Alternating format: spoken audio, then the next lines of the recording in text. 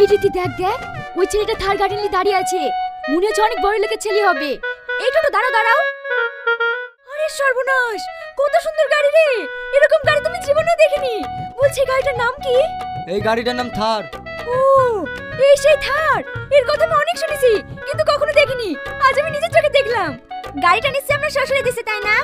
না না, এটা আমি নিজেই কিনেছি। সামনে 15 তারিখ আমার বিয়ে, শ্বশুর বলছে BMW কার দেবো। আমি বলছি না না, আমি নেব না, কারণ এই গাড়ি তো আমার পাঁচ-ছটা পড়ে আছে, চড়ার মানুষ নেই। ও তাই? বলছি আপনার গাড়িটাকে নিয়ে আমি একটা ছবি তুলতে পারি? হ্যাঁ হ্যাঁ, অবশ্যই।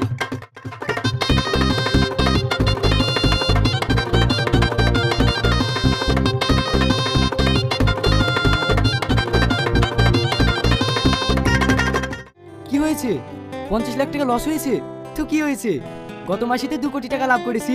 ও নিয়ে চিন্তা করো না, আমার ডয়ারে 5 কোটি টাকা আছে, ওখান থেকে নিয়ে এসে যার যেরকম প্রয়োজন তাকে সেরকম দিয়ে দাও। আপনার বাড়ি কি অনেক দূরে? না না, এই তো পাশের গ্রাম আজলামপুর।